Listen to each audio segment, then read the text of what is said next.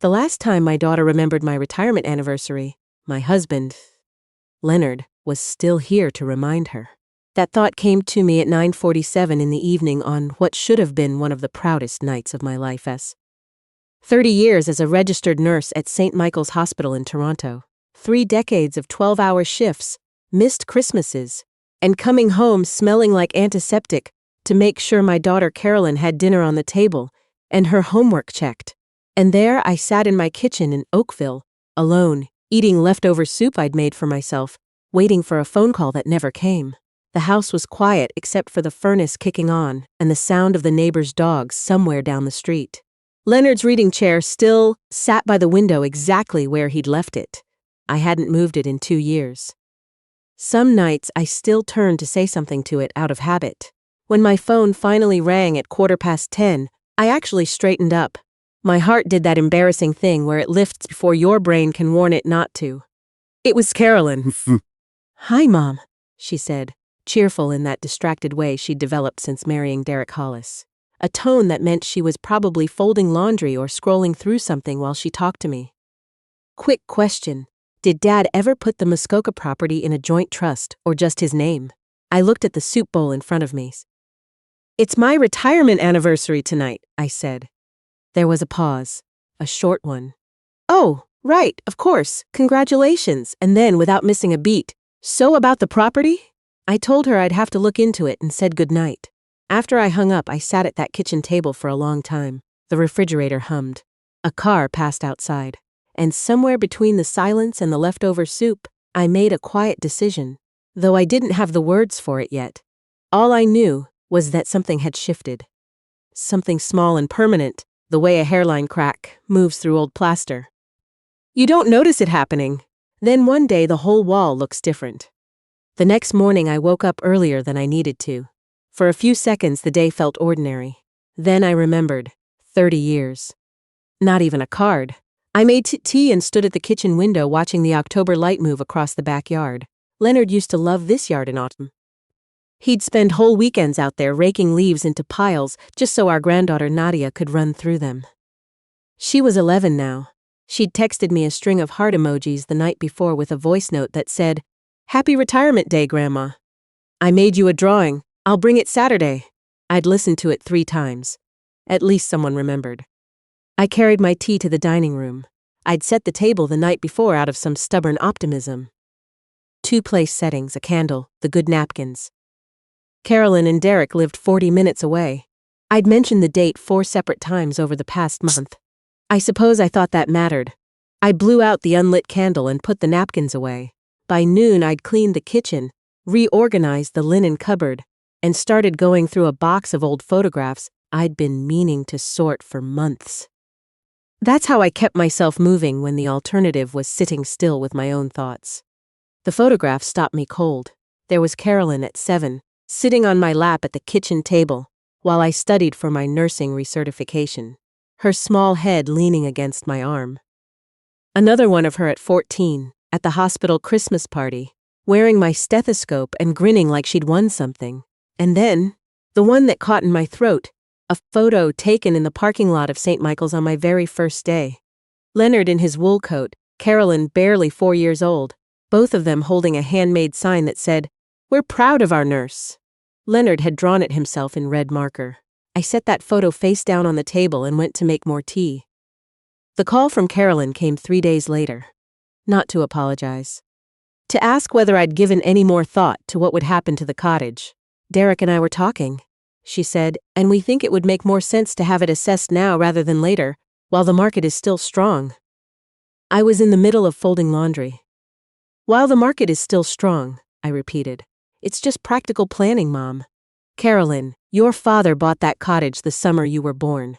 We drove up there the week I got home from the hospital with you. You couldn't have been 12 days old." A pause. "I know. We have a lot of good memories there." "We do," I said. "So you'll think about it?" That evening, I drove out to visit Leonard's grave at the cemetery near the lakeshore. I hadn't been since August. The maple beside his stone had gone fully red. I stood there with my hands in my coat pockets and talked to him the way I always did, out loud, quietly, feeling only slightly foolish. Derek asked Carolyn to find out about the cottage, I said. I think this was Derek's idea, Leonard. You know how I know? Because Carolyn used to love that cottage. She used to beg to go there every single long weekend. It was Derek who started calling it the property instead of the cottage. I didn't cry. I just stood there for a while. When I got back to my car, I sat for a moment before starting the engine. The evenings were getting darker earlier now. I watched the last of the light disappear behind the tree line and tried to remember the last time Carolyn had called me just to talk. Not to ask something, not to arrange something, just to talk. I couldn't remember. The following Saturday, Nadia arrived as promised with her drawing. It was a picture of the two of us at the cottage dock, done in crayon. Me with wildly orange hair. I've had gray hair since I was 52, but I didn't correct her, and both of us holding fishing rods. She'd written Grandma and me at the lake along the bottom in her careful, looping printing. I put it on the refrigerator immediately. We baked scones and watched half a nature documentary, and she fell asleep on the couch under Leonard's old Afghan. I sat in the armchair watching her breathe and thought, this child remembered. 12 years old, no reminder from anyone, and she remembered. The realization was sweet and painful at exactly the same time. The weeks after my retirement anniversary passed slowly at first, then all at once. I noticed things I'd been making excuses not to notice. The way Derek spoke about Leonard's study. That room off the hallway, as though it had already been emptied. The way Carolyn asked about my plans, with a particular emphasis, the kind that meant she was wondering how much longer I'd need a 4-bedroom house. The way every visit seemed to arrive with a question attached. Some inquiry about paperwork or title or insurance, always wrapped in the language of concern. One Thursday afternoon I was reorganizing Leonard's study, something I'd finally worked up the courage to do, when I found it. The study was orderly in the way Leonard's things always were, files in color-coded folders, labeled in his precise small handwriting, tax returns going back 20 years, insurance documents, the mortgage papers from the cottage. I worked through 3 filing cabinet drawers before I reached the bottom of the 4th. There was a wooden box there. Dark cedar, no lock, just a small brass clasp. I had never seen it before. My hands went very still. I carried it to the desk and sat down. The afternoon light came through the blinds in pale stripes. I could hear traffic outside, and the sound of somebody's lawn equipment a few streets over, ordinary sounds, and everything felt oddly suspended. Inside the box were several envelopes. Most were labeled insurance, vehicle ownership, property records, but one wasn't. It said, in Leonard's handwriting, "For Catherine, when the time is right." My name. I sat with it in my hands for I don't know how long. 2 years Leonard had been gone, and this had been sitting in the bottom of his filing cabinet, waiting. When I finally opened it, my hands were shaking. My darling Catherine, if you're reading this, then I've already had to leave you, which is the thing I have feared most about getting older. Not dying. I've made my peace with that, but leaving you. I had to stop and breathe. There's something I should have told you years ago. I should have told you, Azai, and I kept putting it off because I didn't want to worry you, and because honestly I hoped you'd never need it. But knowing you, knowing how you pour yourself out for everyone else and save so little for yourself, I think you might need it. When the McAllister partnership was bought out in 2009, I took a portion of my payout and put it somewhere separate. Not in our joint accounts. Not anywhere Carolyn would think to look. I opened a private investment account through a colleague of mine, Edward Souza, who manages a small firm in Hamilton. He's been expecting your call for some time now. I set the letter down on the desk. Then I picked it up again and read that paragraph 3 more times. The account has been growing quietly for 15 years. I won't tell you the exact figure here, because I want you to hear it from Edward directly, and because I want you to understand that it's real before you let yourself believe it. Here is what I need you to promise me, Catherine. If anyone, and I mean anyone, starts treating you like a problem to be managed or an estate to be divided, I want you to remember this. You spent your whole career keeping other people alive. You are allowed to spend whatever time you have left actually living. I laughed. Actually laughed, alone in that study with tears running down my face, because that sounded so completely, precisely like Leonard. He'd been saying versions of that to me for 40 years. Spend the money, Catherine. Travel. Take that pottery class you've been talking about since 1987. Go to Scotland and find the village your grandmother came from. Buy yourself something ridiculous. Do not let our daughter and her husband sit in that cottage and divide up your future before you've finished living it. Don't let them inherit your life. Live it yourself. I sat in Leonard's chair for nearly an hour after finishing the letter. The room got darker around me. Eventually, I got up and turned on the desk lamp and called the number on the contact card Leonard had tucked in with the letter. Edward Souza answered on the third ring. When I explained who I was, there was a pause and then a long, quiet exhale. "Mrs. Whitmore," he said. "I'm Catherine Whitmore. I should have said that from the start. I have been hoping you would call. Leonard was very specific about wanting to make sure you were taken care of." We arranged to meet the following week. I didn't tell Carolyn. The drive to Hamilton was overcast, a kind of flat October sky that sits low over southern Ontario and makes the whole world look like it's waiting for something. I told myself not to expect too much. The account might be modest. Circumstances change. Leonard himself had said not to expect a specific number until I heard it from Edward. I was not prepared for what Edward Souza told me. It wasn't a fortune in any dramatic sense, but it was life-changing in every practical one. Enough to travel wherever I wanted, for as long as I wanted. Enough to support causes that mattered to me. Enough to make real choices, not compromise choices, real ones. And Carolyn knew nothing about it. Neither did Derek. As far as they understood, my assets consisted of the house, the cottage, a pension, and 2 modest RSPs. The drive home felt completely different from the drive there. I sat with the information for a full week before I told anyone. The only person I told was my friend Beverly Marsh, who I've known since our daughters were in Brownie troops together, and who is constitutionally incapable of softening anything she says, which is why I've always trusted her completely. We met for lunch at a Thai place on Lakeshore that we've been going to for 20 years. I told her everything over pad thai and iced coffee, the retirement anniversary, the cottage questions, the letter, the account, all of it. Beverly listened without interrupting, which for her is a genuine act of discipline. When I finished, she put down her fork. "Can I say something? You're going to anyway? You've been apologizing for existing for 2 years, she said. Since Leonard died, you apologize for taking up space in your own house. You apologize for still living in a 4-bedroom. You apologize to Carolyn for not having answers about the cottage fast enough. I don't, Catherine." She looked at me steadily. "When Carolyn and Derek took that trip to Portugal last spring, did they call you to ask permission? No. When they renovated their kitchen and spent, $60,000 on it, did they feel the need to justify that to you? Of course not." "Then why," she said, picking her fork back up, "do you feel like you need to justify spending your own money on your own life?" I didn't have a good answer. That evening I went home and did something I hadn't done in years. I opened my laptop and looked up a river cruise through the British Isles. One specifically that stopped in Glasgow, which was the closest port to the village in Argyll, where my grandmother had been born. I had talked about making that trip for so long that the idea had started to feel like furniture. Something familiar you stop actually seeing. I booked it. My finger hovered over the confirmation button for probably 90 seconds. Then I clicked it. The guilt arrived almost immediately. Not because I'd done anything wrong. Because I'd done something entirely, uncomplicatedly for myself, and I wasn't used to that feeling. The next morning I enrolled in a pottery class at the Community Arts Center in Oakville. 3 evenings a week. I'd mentioned wanting to learn pottery to Leonard probably 100 times over the years.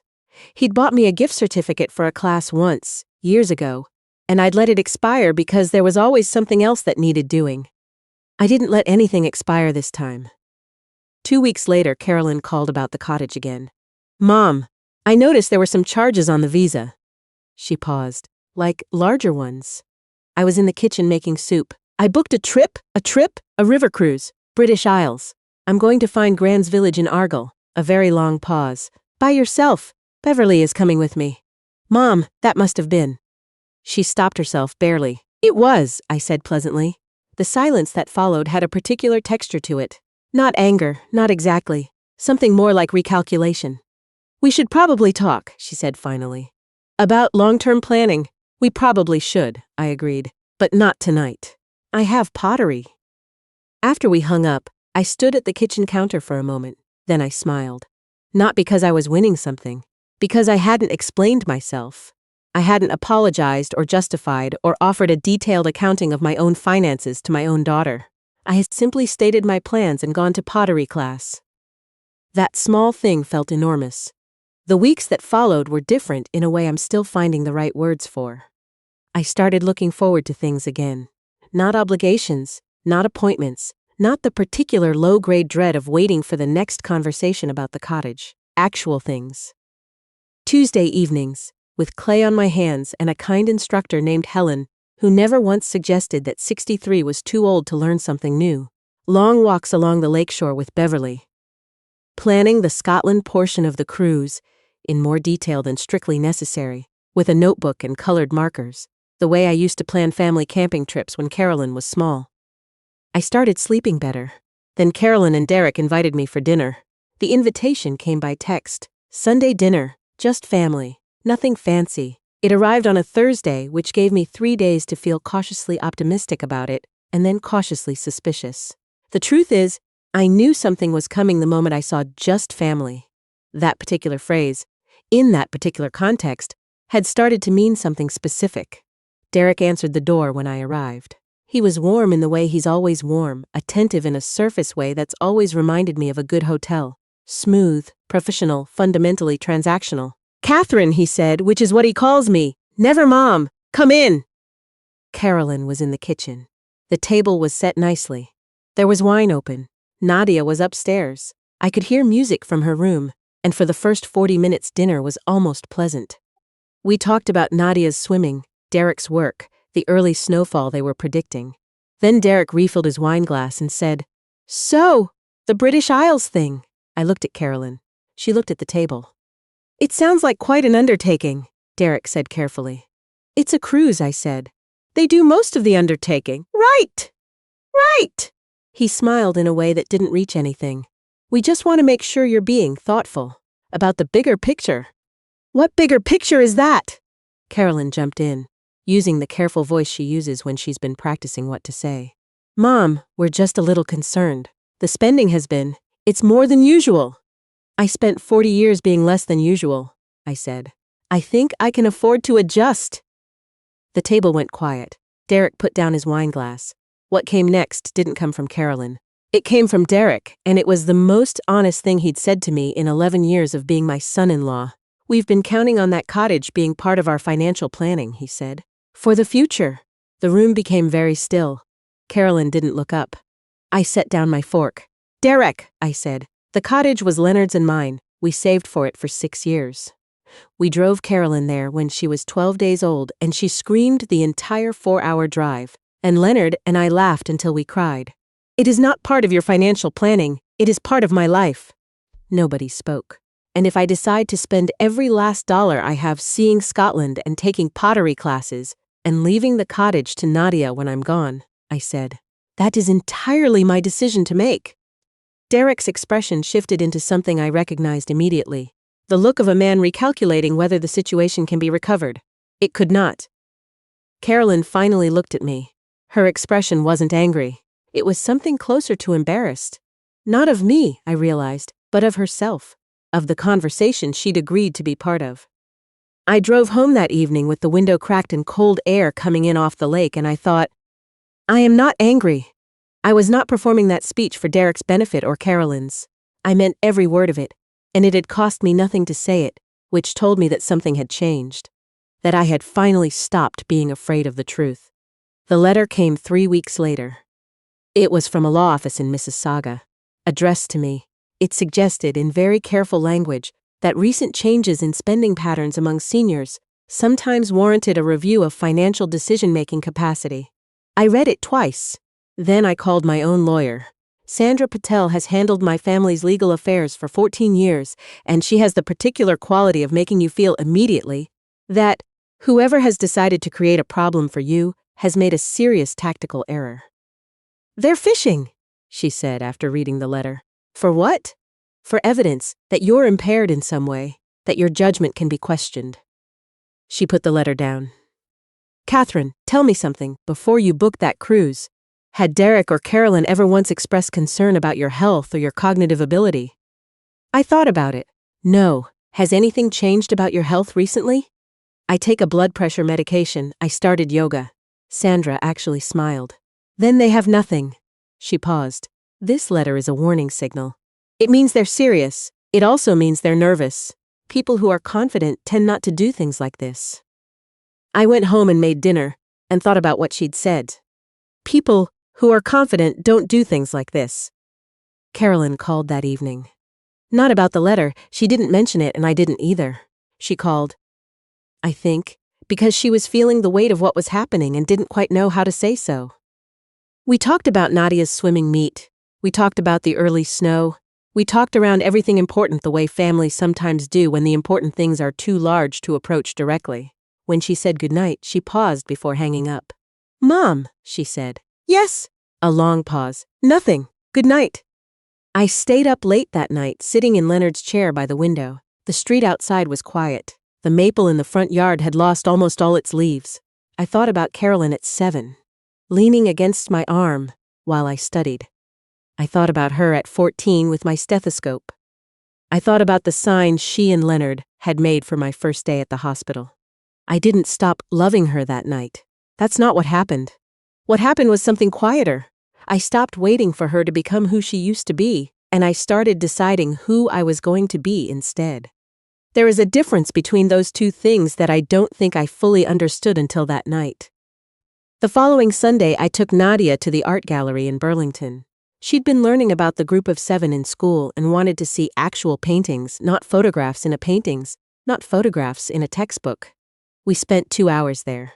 She stood in front of a Tom Thompson canvas for a long time without saying anything, which I recognized as the particular silence of a person genuinely moved by something. On the drive home, she said, Grandma, are you going on an adventure? I'm going to Scotland, I said. That's what I thought. She looked out the window. Dad keeps talking about the cottage. I kept my eyes on the road. I know. He talks about it like it's already his. The bluntness of 12-year-olds is something I have always found both startling and useful. Adults sometimes plan ahead, I said carefully. Nadia looked at me. You don't seem worried about it. I'm not, I said, and I realized as I said it that it was true. The cruise departure was a Thursday morning in November, out of Southampton, after a flight from Toronto. Beverly and I had a glass of terrible airport wine at Pearson at 6 in the morning and laughed about it like we were 25. I had packed the red travel bag I'd bought in September, a deep burgundy that wasn't practical, and didn't match anything and made me happy every time I looked at it. On the second evening of the cruise, I met a woman named Frances Alderton at dinner. She was 71, and from Victoria, British Columbia, traveling alone, recently widowed, funny in the dry coastal way that I've always liked. We ended up at the same table every evening for the rest of the trip. She'd started oil painting after her husband died. She was also taking a glassblowing class. She had plans to visit Japan in the spring. People keep asking me if I'm okay doing all this alone, she said one evening somewhere off the coast of Ireland. Are you? She smiled. I'm better than okay. She looked out at the water. Harold, my husband, he was wonderful. But he wasn't particularly adventurous. We went somewhere warm every February and that was pretty much it. She paused. I love him. And I'm seeing the world now, and both of those things are true. I thought about that for a long time. When the ship stopped in Oban, I hired a car for the day and drove up into Argyll with Beverly and a hand-drawn map I'd put together from my grandmother's letters. The village was small and mist-covered, the way Scottish villages are supposed to be. The church where my grandmother was baptized was still standing. There was a graveyard with a gate that stuck. I found the name Whitmore. My grandmother's maiden name was Whitmore before she married my grandfather and became a Whitmore again by coincidence, carved into a stone in the second row. I stood there in the mist and cried. Not from sadness, from the particular feeling of arriving somewhere you didn't know you needed to go. Beverly stood beside me without saying anything. That's one of the things I love most about her. When Carolyn texted that afternoon, "How's the trip?" with no further punctuation, I wrote back, "Incredible. Found Grand's family grave today." She sent a heart emoji. I looked at it for a moment and then put my phone away and went to find Beverly for a walk along the harbor. When I returned from the cruise, there was paperwork waiting.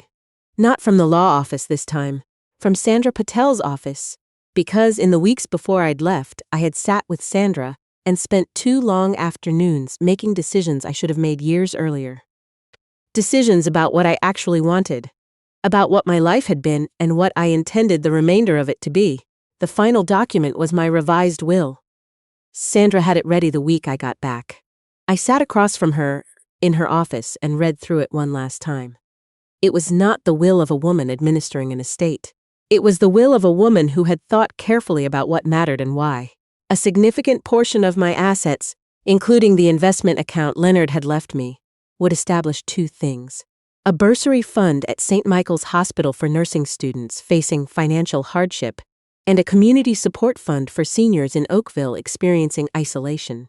I had spoken to enough of my old patients over 30 years to know how many older people there were who felt invisible. I didn't need to read studies about it. I had held their hands. The cottage would go to Nadia when she turned 25. Not to Carolyn and Derek, to Nadia, with a letter from me tucked in with the legal documents, explaining why. Because she had made a drawing of us fishing together and brought it over and put it on my refrigerator. Because she had texted me heart emojis at midnight on my retirement anniversary. Because she still saw me as a person. Derek would receive nothing beyond what Carolyn received, which was a modest and fair inheritance. Not nothing. Not punitive, simply honest. What they received was proportional to the relationship we'd actually had, rather than the one they'd been planning around.